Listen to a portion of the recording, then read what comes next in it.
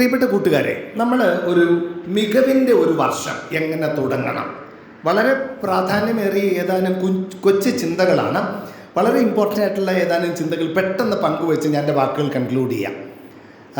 ഇത് ആക്ച്വലി ഒരു English presentation ആയിരുന്നു. നോട്ട്ബുക്ക് LM-ൽ ഇട്ട് കൊടുത്തപ്പം മലയാളമാക്കി തന്നു. അപ്പം നമ്മൾ അങ്ങനെയൊക്കെയുള്ള അനുഭവങ്ങളാണ് ഇനി എന്ത് ചെയ്യാൻ പോകുന്നത്, വരാൻ പോകുന്നത്. ജോലിയെല്ലാം എന്തായി? എളുപ്പമായി. എമ്മഡ് പഠനം എളുപ്പമായി. അതാണ് വാസ്തവം. ഞാൻ മലയാളത്തിൽ ഇത്ര ഭംഗിയായിട്ടുള്ള പവർ പോയിൻറ്റ്സ് ഒന്നും ഞാൻ എൻ്റെ ജീവിതത്തിൽ കണ്ടിട്ടില്ല. പക്ഷേ ഇംഗ്ലീഷ് പവർ പോയിൻ്റ് നോട്ട്ബുക്ക് എല്ലാം ഉണ്ടാക്കി തന്ന പവർ പോയിൻ്റാണ്. അത് ഞാൻ മലയാളത്തിലോട്ട് ഇട്ട് കൊടുത്തു. മലയാളത്തിലോട്ടാക്കാൻ ഒരു കമാൻഡ് കൊടുത്തതേ ഉള്ളൂ. അതാണ് പ്രസൻറ്റ് ചെയ്യുന്നത്. എങ്കിലും നിങ്ങൾക്ക് വളരെ ഇമ്പോർട്ടൻ്റ് ആയിട്ടുള്ള ഒരു well begun is half done, അതിൻ്റെ ഏതാനും ചിന്തകൾ വളരെ വേഗതയിൽ പങ്കുവയ്ക്കുകയാണ്. അപ്പോൾ എങ്ങനെ നമുക്കൊരു മികവിൻ്റെ വർഷം തുടങ്ങാം? പ്രിയപ്പെട്ട കൂട്ടുകാരെ, വളരെ ഇമ്പോർട്ടൻ്റ് ആയിട്ടുള്ള കാര്യമാണ്. അധ്യയന വർഷത്തിൻ്റെ തുടക്കം ഒരു ടൈം ടേബിളിൻ്റെ തുടക്കമല്ല. നമ്മുടെ ജീവിതത്തിൻ്റെ പുതിയൊരു ചാപ്റ്റർ തുടങ്ങുകയാണ്. എക്സലൻസിൻ്റെ ചില പുതിയ മന്ത്രങ്ങൾ മനസ്സിലാക്കാനായിട്ടാണ് പുതിയൊരു കരിയറിലേക്ക്, വർഷത്തിലേക്ക് നമ്മൾ പ്രവേശിക്കുന്നത്. അത് ശരിക്കും പറഞ്ഞു കഴിഞ്ഞാൽ ഒരു ടൈം ടേബിളിൻ്റെ തുടക്കമല്ല, പുതിയ സാധ്യതകളുടെ, പുതിയ നേട്ടങ്ങളുടെ, നമ്മുടെ ഒരു പുതിയ വേർഷൻ പുറത്തെടുക്കുന്നതിൻ്റെ ഒരു എക്സെപ്ഷണലായിട്ടുള്ള ബിഗിനിങ് ആണ് അക്കാഡമിക് ഇയർ. മികച്ചൊരു വർഷം രൂപകൽപ്പന ചെയ്ത് കൊണ്ടുവരുന്നതിന് നമ്മുടെ മനസ്സിനെ, സമയത്തെ, ശീലങ്ങളെ ഒരു വാസ്തുശില്പിയെ പോലെ ബോധപൂർവമായി നാം രൂപീകരിച്ചെടുക്കേണ്ടതായിട്ടുണ്ട്. വളരെ ഇമ്പോർട്ടൻ്റ് ആയിട്ടുള്ള കാര്യമാണ്. ഇപ്പോൾ പഴയ പഠന രീതി ഫുൾ മാറി. ഒരു ടൈം ടേബിള്, എങ്ങനെയെങ്കിലും പരീക്ഷ എഴുതണം, എങ്ങനെയെങ്കിലും പാസ്സാവണം, അതല്ല. ഇനിയുള്ള പഠന രീതി എന്ന് പറഞ്ഞു കഴിഞ്ഞാൽ എങ്ങനെ ശരിക്കും എലോൺ മസ്കിൻ്റെ ടൈം ബോക്സിങ്, ഒരു 10 മിനിറ്റ്സ് ഒക്കെ ആയിട്ട് ടൈമിനെ ഡിവൈഡ് ചെയ്ത് ഓരോ 10 മിനിറ്റ്സിലും എനിക്ക് അടുത്ത ലെവൽ ഓഫ് മൂവ്മെൻറ്റ് എങ്ങനെ നടത്താം, എക്സലൻസിലോട്ട് ഒരല്പം സമയം കൂടെ നമുക്ക് എങ്ങനെ മുന്നോട്ട് നീങ്ങാം. ഒരു ദിവസം 1% ഇംപ്രൂവ് ചെയ്താൽ, പ്രിയപ്പെട്ട കൂട്ടുകാരെ, 1 ഇയർ കൊണ്ട് 38 ടൈംസ്, 38 മടങ്ങാണ് നമ്മുടെ ഔട്ട്പുട്ട് വർദ്ധിക്കുന്നത്. ₹1 ഇൻവെസ്റ്റ് ചെയ്ത് ഒരു ദിവസം 1% വെച്ച് അത് ഇംപ്രൂവ് ചെയ്യുവാണെങ്കിൽ 1 ഇയർ കഴിയുമ്പോൾ അത് 38 രൂപയാവും. നേരെ മറിച്ച് പ്രിയപ്പെട്ടവരെ, താഴോട്ടും അങ്ങനെയാണ്. നമ്മൾ ശരിക്കും ലെതാർജിക്കായിട്ട് ജീവിക്കുവാണെന്നുണ്ടെങ്കിൽ 1% വെച്ച് ഡൗൺ ആയാൽ 1 ഇയർ കഴിയുമ്പോഴേക്ക് നമ്മൾ 1/38 ആയിട്ട് മാറും, 38-ൽ 1 മാറും. അപ്പം എന്താണ് ടൈം ബോക്സിങ്? ഓരോ ദിവസവും എങ്ങനെ ഇമ്പ്രൂവ് ചെയ്യാമെന്ന് ആലോചിച്ച് ഓരോ മിനിറ്റിൽ നമുക്ക് അടുത്ത ലെവലിൽ എന്ത് ചെയ്യാം, നമ്മളെ തന്നെ കുറച്ചും കൂടെ എങ്ങനെ ഷാർപ്പൻ ചെയ്യാമെന്നുള്ള ഒരു അന്വേഷണമാണ് ശരിക്കും പറഞ്ഞു കഴിഞ്ഞാൽ പുതിയ അധ്യയന വർഷം. അവിടെ പുതിയൊരു കാഴ്ചപ്പാട് വേണം. ഒരു ഡെവലപ്ഡ് ഇന്ത്യയെ നമ്മൾ ബിൽഡ് ചെയ്യുകയാണെന്നുള്ള ഒരു ദർശനം, അവിടെയാണ് തുടക്കം. അതിനോടൊപ്പം നമുക്കൊരു സെൽഫ് ഡിസിപ്ലിൻ വേണം. രാവിലെ ഉണരാനാണെങ്കിലും ഉറങ്ങാനാണെങ്കിലും, ഇപ്പം നമ്മളൊരു യൂട്യൂബ് ചാനൽ തുടങ്ങാനാണെങ്കിലും പുതിയ ടെക്നോളജി പഠിക്കാനാണെങ്കിലും ഒരു സെൽഫ് ഡിസിപ്ലിൻ അത്യാവശ്യമാണ്. പിന്നെ ഒരു കൺസിസ്റ്റൻസി വേണം. നമ്മുടെ ആ ഒരു വളർച്ചയിൽ നമുക്ക് തന്നെ നമ്മളോടൊരു കമ്മിറ്റ്മെൻറ്റ് വേണം. ഒരു ദിവസത്തെ പരിപാടിയല്ല. Excellence is not an act, it's a habit. അരിസ്റ്റോട്ടലിൻ്റെ വാക്കുകളാണ്. എക്സലൻസ് ഒരു ആക്റ്റ് അല്ല, അതൊരു ഹാബിറ്റാണ്. ഒരു ഹാബിറ്റ് ബിൽഡ് ചെയ്യണം. പിന്നെ ഒരു സേവന മനോഭാവം വേണം. മറ്റുള്ളവർക്ക് വേണ്ടി നമ്മളെ ചെലവഴിച്ച് തീർക്കുന്നതാണ് ജീവിതം. മഹാത്മാഗാന്ധി ജീവിതത്തിൻ്റെ അർത്ഥം മനസ്സിലാക്കാൻ loose your self in the service of others. വളരെ ഇമ്പോർട്ടൻ്റ് ആയിട്ടുള്ള കാര്യമാണ് സേവനം. ബന്ധങ്ങൾ അതുപോലെ തന്നെ പുതിയ പുതിയ കണക്ഷൻസ് ബിൽഡ് ചെയ്യുക.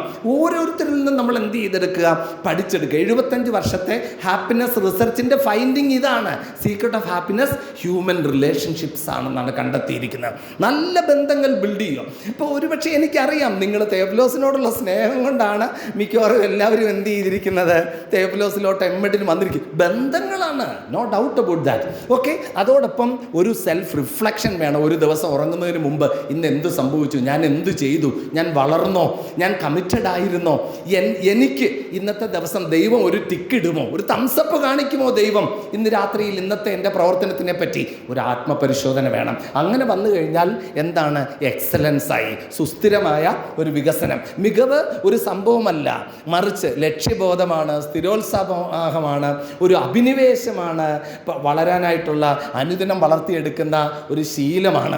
സ്റ്റെപ്പ് ബൈ സ്റ്റെപ്പായിട്ടാണ് ശരിക്ക് ഒരു വർഷം കൊണ്ട് ഒരു വീക്ക് അങ്ങനെയൊക്കെ നമ്മൾ പ്ലാൻ ചെയ്ത് മുന്നോട്ട് നീങ്ങുകയാണെന്നുണ്ടെങ്കിൽ 38 ടൈംസ് നമ്മുടെ ഔട്ട്പുട്ട് വർദ്ധിക്കും. അത്രയും വലിയ നന്മയുണ്ടാകും. നമ്മുടെ ഏറ്റവും വലിയ ബെനിഫിഷ്യറി നമ്മുടെ ഇമ്മീഡിയറ്റ് സർക്കിൾ, നമ്മുടെ ഫാമിലി ആയിരിക്കും. അതോടൊപ്പം നമ്മൾ പോകുന്നിടത്തെല്ലാം നമുക്ക് ഈ പ്രചോദനം കൊടുക്കാനായിട്ട് പറ്റും. അങ്ങനെ മനോഹരമായൊരു വർഷം നിങ്ങൾക്ക് തുടങ്ങാനാകട്ടെ.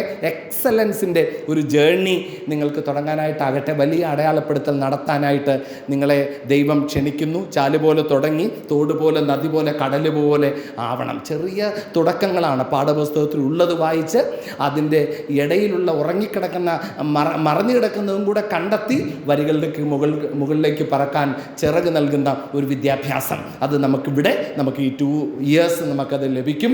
നമ്മൾ ചർച്ച ചെയ്തത് വളരെ ഇമ്പോർട്ടൻ്റ് ആയിട്ടുള്ള വിഷയം, നമ്മൾ എങ്ങനെ നമ്മുടെ ഈ ഒരു പുതിയ വർഷം ഒരു അക്കാദമിക് മികവിൻ്റെ വർഷമാക്കി മാറ്റാം എന്നുള്ളതാണ് ശരിക്കും പറഞ്ഞു കഴിഞ്ഞാൽ നമ്മൾ ഡിസ്കസ് ചെയ്തുകൊണ്ടിരുന്നത്.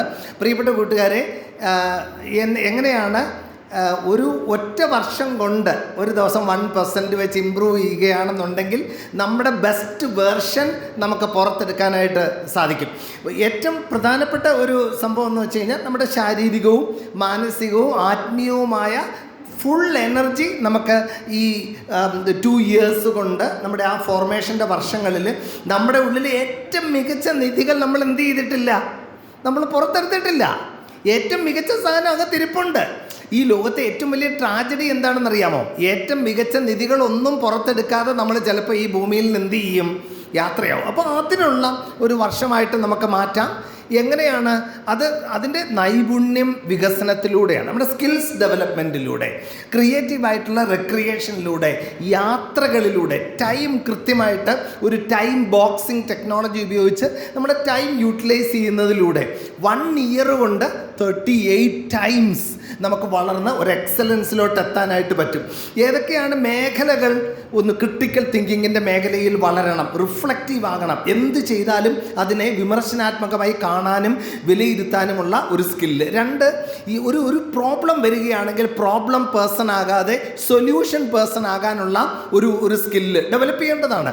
ലീഡർഷിപ്പ് ക്വാളിറ്റി, എന്ത് സിറ്റുവേഷൻ വന്നാലും ചാടി ഇറങ്ങാൻ, ആരും വിളിക്കണ്ട, വളരെ പ്രൊആക്റ്റീവായിട്ട് എവിടെയാണോ നമ്മൾ ചെന്ന് നിൽക്കുന്നത് അത് കുറച്ചും കൂടെ ആ സ്ഥലം മനോഹരമാക്കുന്ന ഒരു ലീഡർഷിപ്പ് സ്കില്ല്, കപ്പാസിറ്റി നമ്മൾ ബിൽഡ് ചെയ്യേണ്ടതാണ്.